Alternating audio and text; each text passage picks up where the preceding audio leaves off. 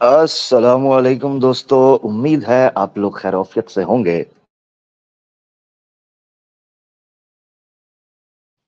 मैं हूं आमिर हक और आप सुन रहे हैं आवाज़े हक। दोस्तों, आज का प्रोग्राम बड़ा ही मजे का होने वाला है। कुछ नई चीजें हमें देखने को मिलेंगी, सुनने को मिलेंगी। लिहाजा आज के प्रोग्राम को आप शेयर करना चाहें तो जरूर कर सकते हैं। जुम्मे का वादा था जी, तो हम हाजिर हैं अल्हम्दुलिल्लाह। और करना अब ये है कि मेडिटेशन के ऊपर हमने जो पिछली एपिसोड की थी उसमें हमने ये प्लान किया था कि हम मेडिटेशन की आड़ में जो शिर्क को, ज़ैफुल एतकादी को, पैगन कल्चर को प्रमोट किया जा रहा है, उसको भी, उस डार्क साइड को भी समझेंगे, उसकी रियलिटी को भी पब्लिक के सामने लाएंगे। Number one. दूसरी चीज ये है कि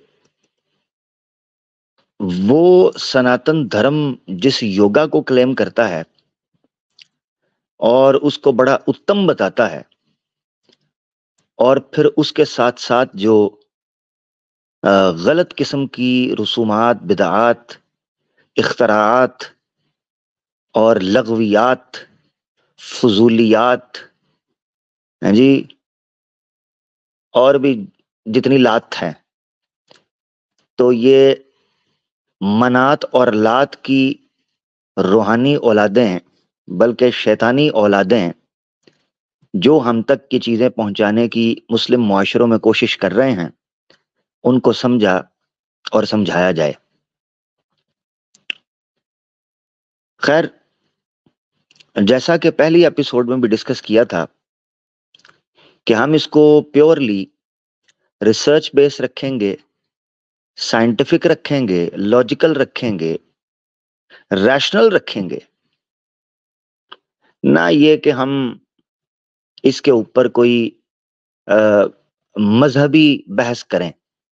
गो के मसला बीइंग अ मुसलमान हमारी दुनिया का भी है और आखिरत का भी है। मगर बाज़ औक़ात इन टॉपिक्स के ऊपर जब आप इस्लामिक पर्सपेक्टिव में क्रिटिसिज्म करेंगे, तनकीद करेंगे, तो वो कई लोगों को नहीं उसकी हकीकत पता चलेगी। वो बायस होने की वजह से वो ये फील करेंगे कि चूंकि ये मुस्लिम है इसलिए ये तनकीद तनकीद कर रहा है। ठीक है? तो इसीलिए हमने ये जरूरी समझा कि रियलिटी को एज इट इज प्रेजेंट किया जाए, ना ये कि आप उसमें इस्लाम के हवाले से जो आपके जज्बात हैं, या जो गैरत का और एक डिग्निटी का मामला है, being a human, being a मुसलमान, तो उसको हम इन्वॉल्व होने दें।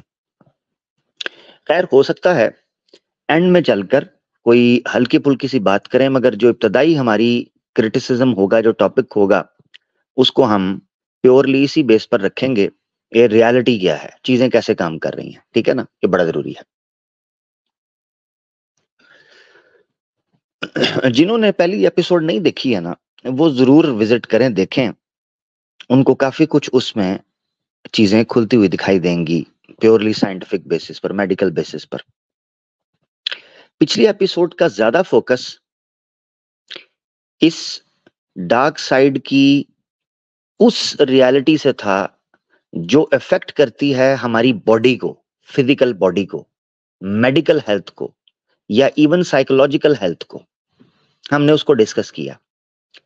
मगर आज हम थोड़ा इसके खुराफाती पहलू पर, या एक इनके बकौल जो स्पिरिचुअल पहलू है, या जिसको आप पैरानॉर्मल पहलू है या मिस्टिकल पहलू है, उस एंगल से भी कवर करने की कोशिश करेंगे। इससे पहले कि हम टॉपिक में डीप डाइव करें, स्टार्ट में ना कुछ कॉन्सेप्ट, कुछ चीजें हैं, उनको डिस्कस करना बड़ा जरूरी है। एक टर्म यूज की जाती है योगा के कॉन्टेक्स्ट में, जिस टर्म को बोला जाता है मेडिटेशन के कॉन्टेक्स्ट में, जो टर्म है पंचभूताज, पंचभूताज, ये 5 एलिमेंट्स हैं, जो 5 एलिमेंट्स आपस में लिंक करते हैं एग्जिस्टेंस के लिए, मैटर के लिए, 5 एलिमेंट्स। अब होना यह चाहिए था कि जब इन 5 एलिमेंट्स को डिस्कस किया जाता तो इनकी रियलिटी में डिस्कस किया जाता, ना कि मेटाफोरिकली इनको डिस्कस किया जाता। मगर जब मेडिटेशन या स्पेसिफिकली योगा के कॉन्टेक्स्ट में पंचभूताज को, या पंचभूताज आप वर्ड यूज कर सकते हैं, पंच नहीं है ये, पंच है, पंचभूताज, तो यानी 5 पदार्थ, 5 एलिमेंट्स, 5 एलिमेंट्स। इसमें नंबर 1 ये आकाश है। आकाश कहते हैं आउटर स्पेस को, बाहरी दुनिया को। दूसरा है आपके सामने जनाब भूमि। भूमि कहते हैं जमीन को, अर्थ को, ठीक है। ये जो मट्टी, रेत, ये मुख्तलिफ चीजों की, पत्थरों, ये मुख्तलिफ, इसको बोलते हैं।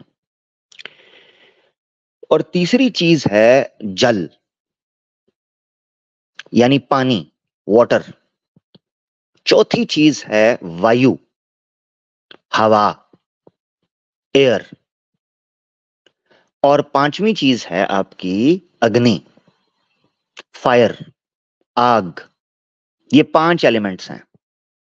तो तवज्जो से सुनिएगा कि ये स्टार्ट के अंदर मैं कुछ कॉन्सेप्ट्स क्लियर करना चाहता हूं, ताकि आपको पता चले कि योगा की आड़ में जो शिरकिया एतकादात या सुपरस्टिशियस किस्म की चीजें या मिथ्स फैलाए जा रहे हैं, या नॉन रियलिटीज दी जा रही हैं, वो कैसे ह्यूमन माइंड को इफेक्ट करते हैं और उनकी रियलिटी कैसे काम करती है, ये समझना बड़ा जरूरी है। तब तक आपको पता नहीं चलेगा जब तक ये बेसिक कुछ टर्म्स मैं आपको बता नहीं दूंगा, ठीक है। तो आपने अब समझना है, आकाश, भूमि, आपका वायु, अग्नि और जल, ये 5 चीजें, ठीक है। पंचभूतास, 5 एलिमेंट्स। अब गौर से सुने, ये 5 एलिमेंट्स के मल्टीपल डिफरेंट डाइवर्स कॉम्बिनेशन से ये मुख्तलिफ मखलूकात आपको नजर आ रही हैं। आसान लफ्जों में समझें, चाहे वो ह्यूमन बॉडी है, चाहे वो एक दरख्त है, चाहे वो एक पहाड़ है, चाहे वो समुंदर है, चाहे वो बड़े सियारे हैं कॉस्मोस में, ठीक है। बाहर कॉस्मोस में सियारे हैं। जितना मैस या इवन स्पेस, वैक्यूम आपको नजर आ रहा है, वो इन्हीं 5 एलिमेंट से मिलकर बना है। ये क्लेम इनका है। सो हम पहले क्लेम को समझेंगे एज इट इज, जो रियलिटी है उसको मैं उसी तरह रखूंगा, उसके बाद हम उसको जानने की कोशिश करेंगे, ताकि कॉन्सेप्ट पहले आपको दे दिया जाए, उसके बाद उसके ऊपर तबसरा हो। तो दुनिया में या इस ब्रह्मांड में या इस यूनिवर्स में जितनी मखलूकात आपको, जितने अस्तित्व आपको नजर आ रहे हैं, एग्जिस्टेंस जितनी नजर आ रही है, वो सारी की सारी इन 5 एलिमेंट से मिलकर बनी है। ठीक हो गया। अब जब ये 5 एलिमेंट्स पूरी की पूरी क्रिएशन में इस्तेमाल हुए हैं, तो ये सवाल उठता है कि क्या ये आपस में इंटरलिंक्ड हैं, क्या आपस में इनका कोई कनेक्शन है। तो जो मेडिटेशन के एडवोकेट्स हैं और जो योगा के एडवोकेट्स हैं, उनका मानना है यस, हर चीज का एक कनेक्शन है। अब मिसाल के तौर पर उनका मानना है कि ये चीज साइंटिफिकली स्टैब्लिश्ड है कि एक सिंगुलैरिटी से ये पूरे का पूरा ब्रह्मांड उत्पन्न हुआ है, ये फैला है एक सिंगुलैरिटी से, एक नुक्ता वहदत से इसका आगाज हुआ है। लिहाजा अगर हम रिवर्स में जाएंगे तो ये जितनी चीजें फूट कर मुख्तलिफ जीव आपको नजर आ रहे हैं, लाइफ नजर आ रही है मुख्तलिफ जगह पर, ये सारी की सारी रिवर्स में एक पॉइंट पर जाकर यूनिफाई हो जाएगी। इसको कहते हैं वहदत, एक होना, इकट्ठा हो जाना, यूनिफाई हो जाना। अब उनका मानना ये है, अब यहां से मेटाफोर शुरू होने लगा। ये थी वो रियलिटी, जो रियलिटी ये पेश करते हैं, एज इट इज पेश करते हैं। अब आगे से आता है मेटाफोर। अब उनका मानना ये है, मेडिटेशन और जनाब आपका क्या है, उसको क्या कहते हैं, ठीक है, क्या नाम है उसका, योगा, हाँ सॉरी, योगा जो है आपका जनाब, ये आपको रिवर्स फॉर्म में लेके जाने में मदद करता है। रिवर्स फॉर्म में यानी आप एक थे, आप बिखर गए, अब आपने वापस जाना है एक होने के लिए। इसी का नाम सनातन धर्म में या इवन बौद्ध में निर्वाण या मोक्ष कहकर पुकारा जाता है। अब आपको समझ आएगा ये 5 एलिमेंट्स का नाम क्यों लिया। यानी जैसे जैसे आप इन 5 एलिमेंट्स के तरफ वापस कंसंट्रेट करेंगे, वापस ध्यान करेंगे, तो आप इनके साथ इंटरमिंगल, इनके साथ मिक्स हो जाएंगे, अब्सॉर्ब हो जाएंगे इन एलिमेंट्स के अंदर, लिहाजा आप रिवर्स फॉर्म में जाना शुरू हो जाएंगे। ये इनका क्लेम है। अब ये चीज मैंने क्यों रखी, उसके पीछे वजह यह है कि एक इंसान अब जो वजूद रख चुका है, अब जो उसका अस्तित्व है, उसमें बज़ाहिर आपको ये 5 एलिमेंट्स अलग अलग करके फील नहीं होते। तो इनका मानना यह है कि इन 5 एलिमेंट्स को, इन पंचभूताज को अंडरस्टैंड करने के लिए मेटाफोरिकली आपको समझना पड़ेगा। यहां से गेम शुरू होती है, योगा से उस ओर जाना, जहां से फिर योगा में वो पैरानॉर्मल और जनाब क्या उसको कहना चाहिए, एक कॉस्मिक वेव क्रिएट होती है, जहां आपने वापस जाना है उसको अंडरस्टैंड करने के लिए। मिसाल के तौर पर इनका मानना है कि आकाश जो है ये बेसिकली वैक्यूम को और स्पेस को दर्शाता है। जब कभी आपके माइंड में ख्यालात दम तोड़ देते हैं, कॉन्फिडेंस लूज कर जाते हैं, फीलिंग्स रुकने लगती हैं, ये एलिमेंट गोया यूं समझ लें कि इसकी डेफिशिएंसी होती है। यानी अब वापस आए, एक ह्यूमन बॉडी के अंदर मुख्तलिफ जो अज्जा या एलिमेंट्स पाए जाते हैं, जिनके बैलेंस होने की वजह से आप हेल्दी होते हैं। जैसे ही आपकी बॉडी में किसी किस्म की डेफिशिएंसी पैदा होगी, तो वो चीज आपको बीमार कर देगी। मिसाल के तौर पर अगर आप में कैल्शियम की कम डेफिशिएंसी होती है, आपका बोन स्ट्रक्चर वीक हो सकता है, फ्रैक्चर हो सकते हैं, ठीक है, आपको चलने में, खड़े होने में, बैठने में दिक्कत हो सकती है। इस तरह समझें। इसी तरीके से अगर और कई चीजों में आपको डेफिशिएंसी होती है, तो आपको मल्टीपल और दूसरी किस्म की बीमारियां लग सकती हैं। ठीक है। अब इसी तरह अगर आप स्पिरिचुअली एक अच्छी लाइफ नहीं गुजार रहे हैं, दैट मीन्स इन 5 एलिमेंट्स की आपके अंदर डेफिशिएंसी है, या वो इम्बैलेंस है, वो बैलेंस नहीं है, ऑर्गेनाइज्ड नहीं है, मेस है, क्योस है इन 5 एलिमेंट्स का। अब बंदा कहता है यार, अग्नि का क्या काम मेरे अंदर, आकाश का क्या काम मेरे अंदर, वो ये चीजें सोचता है। अब वायु को तो रिलेट कर सकते हैं आपको ऑक्सीजन, मगर वो जिंदा रहने के लिए, मगर इसीलिए इन लोगों ने इन 5 एलिमेंट्स की मेटाफोरिकली एक्सप्लेनेशन दी है। अब आप वापस आ जाएं। अब वो कहते हैं कि अगर आपको खाली खाली लग रहा है, लो स्टीम फील कर रहे हैं, इसका मतलब यह है कि आकाश का जो एलिमेंट था ना, इसकी डेफिशिएंसी हुई है। इस तरह वो फील करते हैं। अच्छा, फिर वो कहते हैं अगर आपके अंदर आप पैशनेट नहीं है, आपके अंदर अपने गोल्स के लिए मोटिवेशन नहीं है, आपके अंदर कॉन्फिडेंस नहीं है, तो ये इस चीज को दर्शाता है कि अग्नि एलिमेंट की डेफिशिएंसी आपकी बॉडी के अंदर हुई है। अब सवाल ये उठता था, गौर से सुनिएगा, सवाल ये उठता था कि अगर इनकी डेफिशिएंसीज हमें होती हैं और हमारी बॉडी के अंदर ये इफेक्ट्स फील होते हैं, तो फिर इनको ऑर्गेनाइज कैसे करें, बीमारी को हील कैसे करें।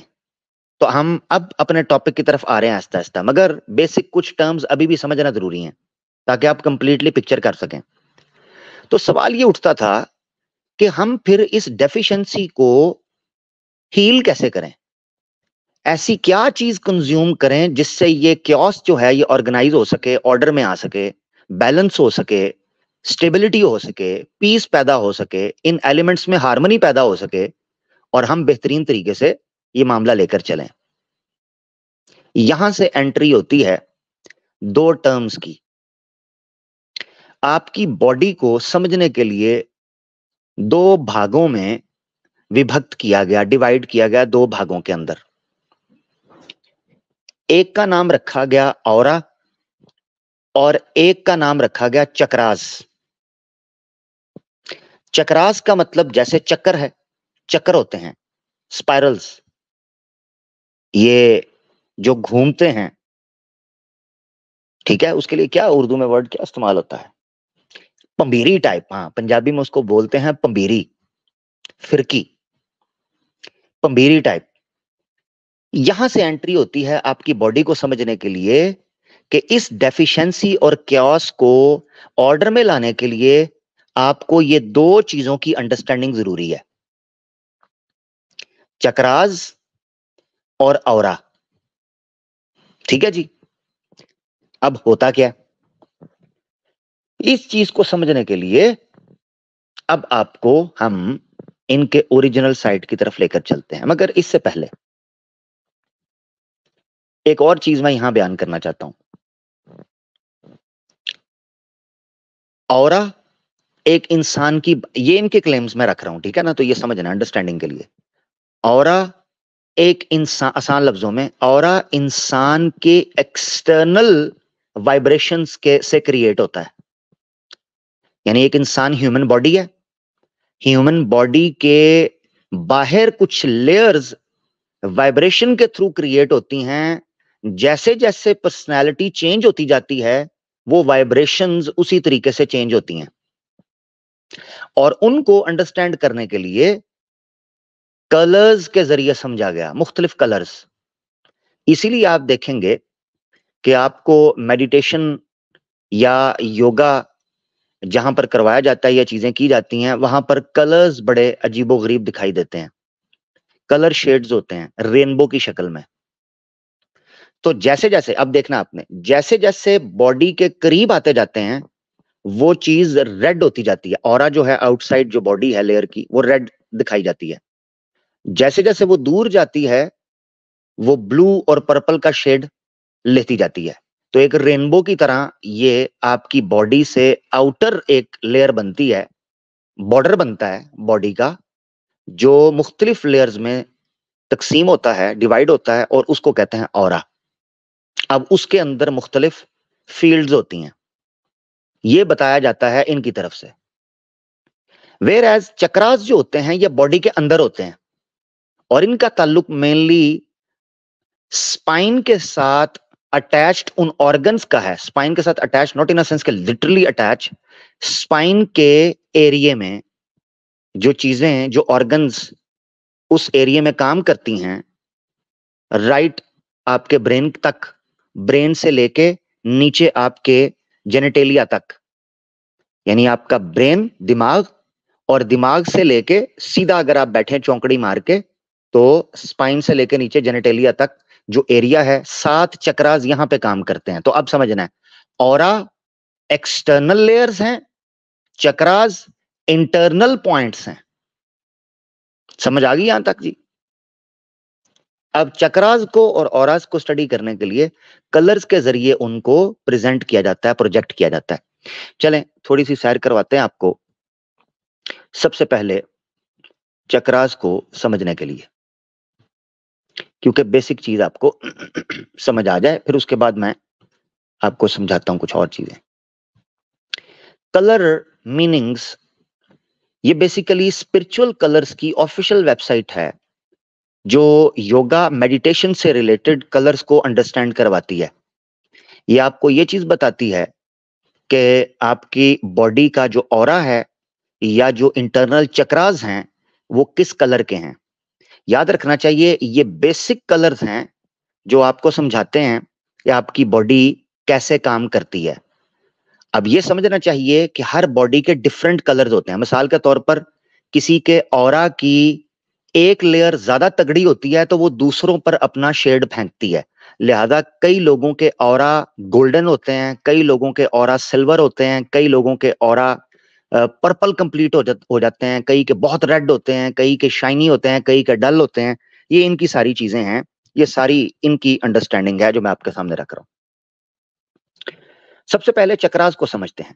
यहां सॉरी फॉर द इमेज, मगर इनको अंडरस्टैंड करने के लिए हमें समझना पड़ेगा। चक्रास आप देख रहे हैं बॉडी के इंटरनल हैं स्पाइन के साथ।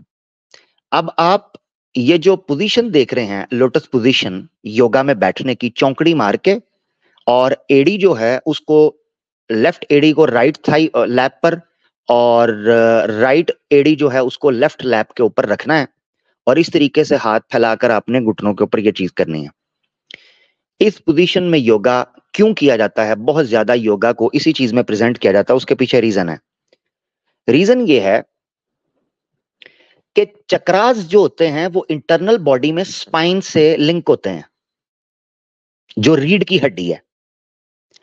ऐसी पोजीशन के अंदर रीढ़ की हड्डी बिल्कुल स्ट्रेट होती है, बिल्कुल स्ट्रेट, सीधी, यानी सर से लेके जेनेटेलिया तक स्पाइन बिल्कुल सीधा है।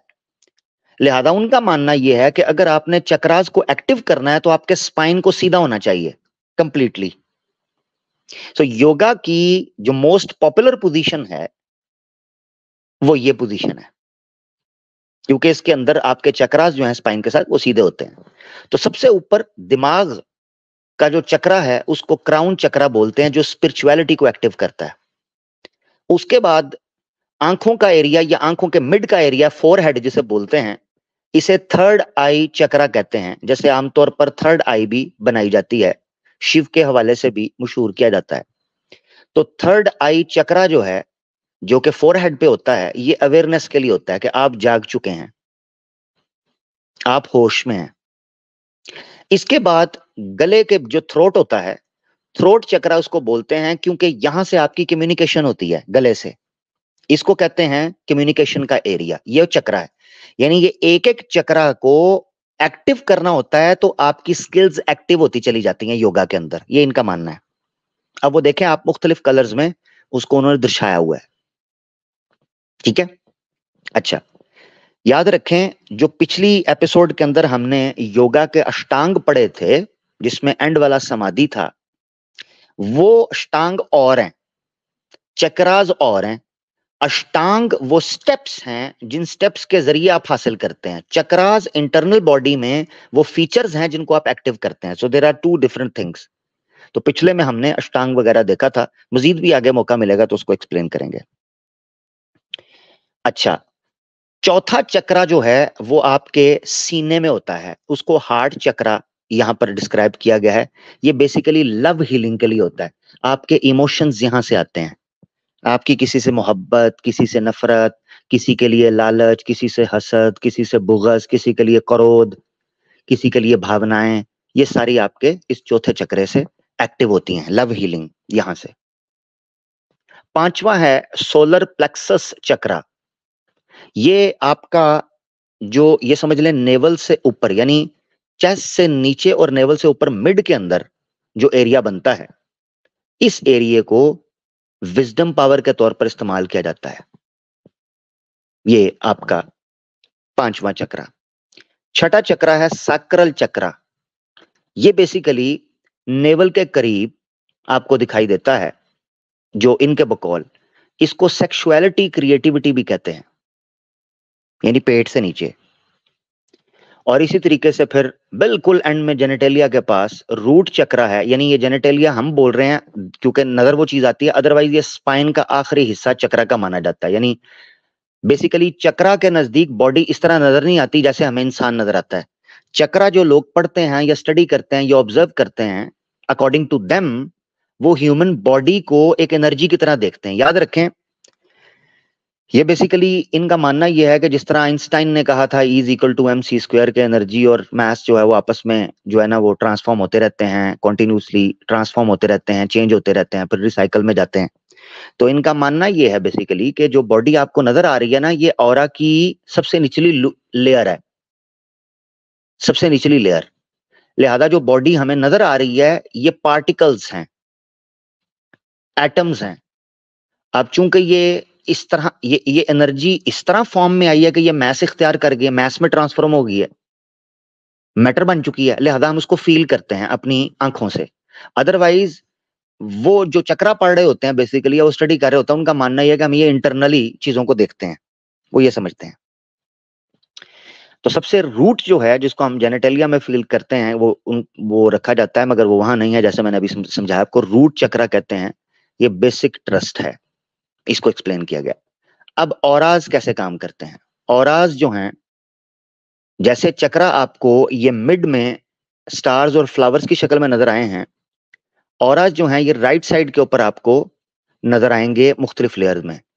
बॉडी के बिल्कुल साथ आपको रेड कलर का बॉर्डर दिखाई दे रहा है, फिर ऑरेंज कलर का है, फिर येलो कलर का है, फिर ग्रीन कलर का है, फिर स्काई ब्लू कलर का है, फिर डार्क ब्लू है, फिर ऑलमोस्ट मेरे ख्याल से रेड है।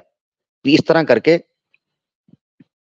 ये कलर्स बनते जाते हैं ऑल द वे पर्पल और ब्लू की तरफ, ये कलर्स बनते हैं।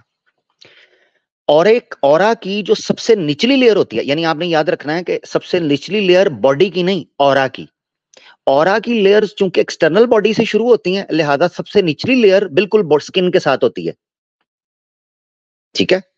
तो ऑरा की जो सबसे निचली लेयर है अकॉर्डिंग टू देम, वो स्किन के बिल्कुल साथ अटैच होती है, फिर उससे ऊपर लेयर, फिर इससे ऊपर लेयर, फिर इससे ऊपर। तो जो सबसे निचली लेयर होती है, जो रेड कलर का बॉर्डर आपको बॉडी के आउटर में नजर आ रहा है, उसको एथरिक बॉडी बोलते हैं, लोअर एस्पेक्ट, एथरिक बॉडी। ये बॉडी आपकी फिजिकल एग्जिस्टेंस को दर्शाती है। आप फिजिकली कैसे दिखते हैं, कैसे नजर आते हैं, कैसे बिहेव करते हैं, एथेरिक बॉडी जो है ये इसको एक्सप्लेन करती है। दूसरे नंबर पर जो ऑरेंज कलर में लेयर आपको नजर आ रही है, ये इमोशनल बॉडी है अकॉर्डिंग टू देम ऑरा के कॉन्टेक्स्ट में, ठीक है। इमोशनल बॉडी, इमोशनल बॉडी मतलब ये है कि इमोशंस एक ऐसी एनर्जी रखते हैं जो आपके ऑरा को इफेक्ट करते हैं, एक लेयर बनती है। मसलन जो बुरे लोग हैं उनसे नफरत का एक ऑरा बनता है, जो अच्छे लोग हैं उनसे मोहब्बत का एक ऑरा बनता है, ठीक है। और ऐसे इस तरह मुख्तलिफ पर्सनैलिटीज हैं जिनके गिर्द इमोशनल बॉडी का एक ऑरा बनता है। इट्स अप टू देम कि वो कितने पॉजिटिव हैं और कितने नेगेटिव हैं अकॉर्डिंग टू देम। और ऑब्वियसली इसकी फ्रीक्वेंसी को चेंज किया जा सकता है, जैसे मैंने आपको पहले बताया कि जिस तरह ह्यूमन बॉडी को डाइट के जरिए या वेट गेन करके हेल्दी मस्कुलर बन सकते हैं या आप स्किनी बन सकते हैं, ठीक है। आप अच्छी खुराक लेंगे, अच्छी डाइट लेंगे, आप जनाब बड़े इंटेलिजेंट भी बन सकते हैं, आपकी बॉडी भी अच्छी हो सकती है, आपका बोन स्ट्रक्चर इस तरह, बिल्कुल इसी तरह इनके बकौल इनका मानना यह है कि आपकी जो आउटर बॉडी है, ऑरा, जो आपकी एक पर्सनैलिटी बनाता है या आपको बाहर की दुनिया में कैसे रहना है, वो आपको ऑरा आपका जो है उसको इफेक्ट करता है। ये आप पर निर्भर है कि आप कैसी डाइट इस बॉडी को देंगे, कैसे थॉट्स इस बॉडी को देंगे, उस तरह वैसे वैसे ये चीजें होती चली जाएंगी। अगर आप पॉजिटिव हैं तो आप पॉजिटिव चीजें या पॉजिटिव वाइब या पॉजिटिव एनवायरनमेंट या पॉजिटिव वाइब्रेशन क्रिएट करेंगे। अच्छा, तीसरा आ जाता है मेंटल बॉडी। बेसिकली चक्रा के अंदर आपका जो क्राउन चक्रा होता है, ये बेसिकली आपकी स्पिरिचुअलिटी को डिफाइन करता है, वेयर एज ऑरा के अंदर थर्ड लेयर में जाकर मेंटल बॉडी डिस्कस होती है। चौथा ऑरा जो है लेयर, वो एस्ट्रल बॉडी है। एस्ट्रल बॉडी के बारे में कई दफा जिक्र